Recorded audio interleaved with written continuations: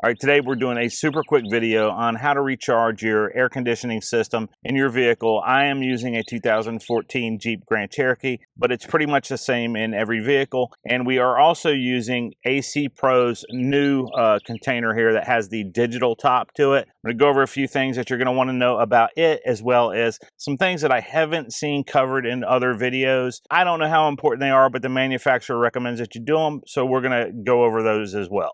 One thing I haven't seen in other videos is they recommend that you perform this in the shade with all the doors open. I'm lucky I have a cloudy day, but I haven't seen anybody mention that yet, and I really don't know the reason, but the can does say to do it, so we're gonna do it. Once you open your hood, you wanna find your low side port. That's this one, and go ahead and remove the cap. The way you know it's a low side port is not only does the cap have an L on it to indicate that, but you also notice that thicker tube there. So that thicker tube is usually your low side port, and the thinner tube is indicating it's your high side port. So just pay attention to that. Make sure you're using the right refrigerant for your particular vehicle. You will find this usually at the front of the hood or somewhere in the manual, but for this vehicle it is 134A. And if you notice here, that's what we're using, 134A. Now, if you have any trouble finding your low side port on your vehicle, on the back of the can here, it'll tell you where to go so that you can find your own vehicle specifically low side port. But on this one, that's where it is. Now you're gonna wanna start your car. You're gonna wanna turn on your AC. Another thing I don't see people saying, but you wanna turn on recirculating mode. You also wanna make sure that your fan is all the way up. So in this, you'll notice we're on max AC, we're on recirculating mode, and our levels are both at the lowest possible levels, and our fan is all the way up. Now we're gonna let it run for a second. If you're using the new container with the digital top, you notice it came already attached. That is not really attached the way that we want it, so you'll need to unscrew that, set this aside, and you need to remove this, but save it, because if you don't use all the refrigerant, you can actually use that to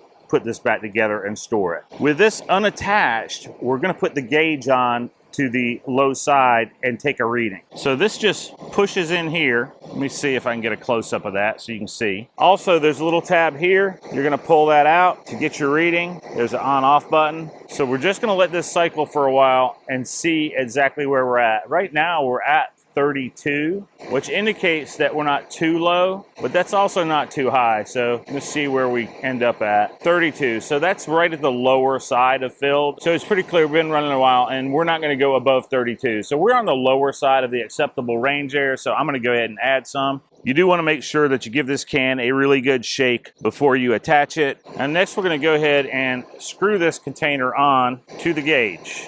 Once you're attached, you want to make sure you're in the 12 o'clock position, pulling this, and then shake up and down. Hold for about 10 to 15 seconds, and you can alternate horizontal and vertical. And depending on how low you were when you started, this process could take 10 minutes or so, so keep checking the gauge every 10 to 15 seconds. Can's getting pretty cold, so you know we're getting something done here. We're up to 34. Like to get it to 35 if I can. It'll be about halfway between where it needs to be. 35 to 40 I think I'd feel good with. You definitely don't want to go over, so make sure you're checking. Okay, we're up to about 35. I'm gonna just see if I can keep it going just a little bit longer. Like I said, my goal would be about 35 to 40 at the max, but not over 40. It tells you not to go over 50, but I want to keep a little bit of play there because you definitely don't want to go too much. And guys, I think that's all I'm gonna get out of this can. If I had a second can, I could probably get it close to 40. 25 to 50 is good, so I'm pretty happy with 35. You definitely don't want to get over 50. You can damage your system by going too much. This is one of those things where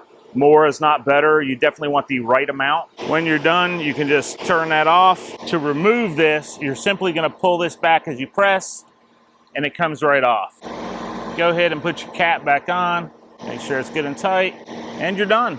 If you think that you might have some of this left, you can go ahead and unscrew this can from the gauge and reinsert that tab and just put it back together so that you can store it for the next time. It took me the whole can just to go up a couple of pounds, so I wouldn't think you're gonna have any left if you need to do this, but you may.